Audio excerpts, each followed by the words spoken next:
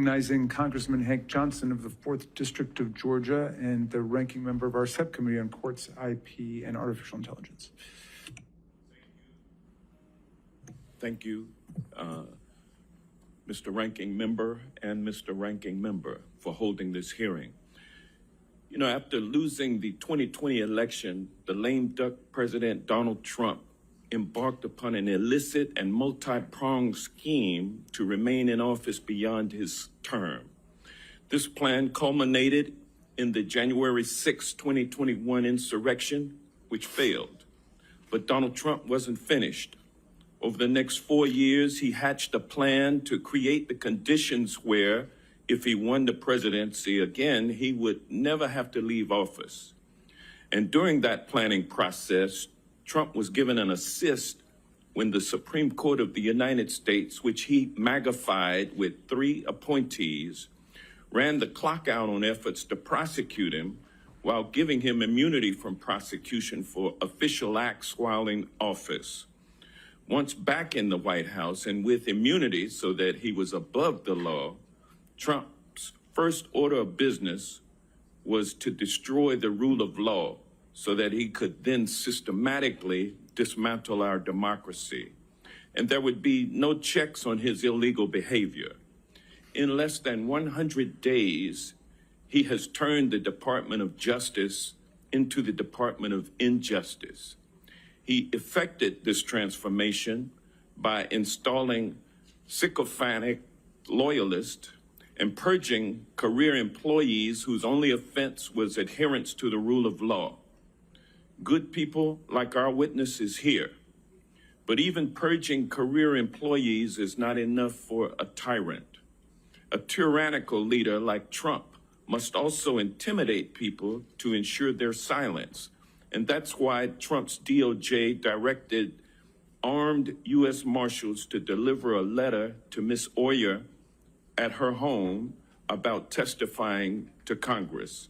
And it's why the administration is now claiming that she is muzzled by executive privilege, which is a baseless claim. And going after government lawyers is not enough for this aspiring dictator. Trump is also attacking lawyers in the private sector in an attempt to decimate our system of adversarial justice, which is crucial to a functioning legal system. Any law firms that employed lawyers who previously investigated Trump, challenged his administration, or worked on causes he didn't like were slapped with executive orders. And these executive orders threatened to strip law firms of security clearances, terminate government contracts with the firm, or deprive them of business in any way that they can, even preventing their employees from entering government buildings. The idea is to scare lawyers enough so that no one brings cases against Trump or his administration's illegal actions. And even though Trump thinks he has the Supreme Court in his pocket, he cannot risk cases working their way through the legal system and finding out that even for the justices he appointed, it might be a bridge too far in destroying our democracy. So far, Trump has issued 5 executive orders targeting top powerful and wealthy law firms to send a message to the less powerful and wealthy that if you challenge his illegal actions, they'll be held to play. Several of his targeted law firms have folded like cheap lawn chairs, while others have stood and fought back. Trump wants to scare the legal profession into silence, and we're honored today to have these brave and patriotic lawyers with us who refuse to be silenced. Mr. Crosswell, you know, you found yourself at a crossroads after Donald Trump returned to office and Acting Deputy Attorney General Bove ordered you and your colleagues at the Public Integrity Section to sign a motion to dismiss the indictment against New York City Mayor Adams. Is it true that Mr. Bove told you and your colleagues that whoever complied would be rewarded with a position of leadership within the department, and that whoever pushed back would face professional consequences? If I could interrupt for 1 second, the witness can answer the question. We're being reminded that we have just 5 minutes each. I think a lot of us on the House side were under the impression that people spoke for 15 minutes here, but it is a 5-minute rule. We're going to comply with it.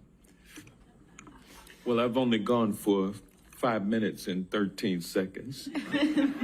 But if you would answer that question, I'll gladly yield back my time.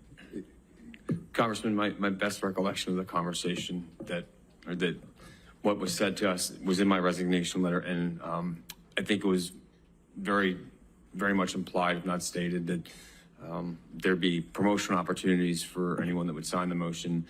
And I also think it's very fair to say there was an implicit threat for those that won, and that was done through reference to what took place in the Southern District of New York. That's my best recollection.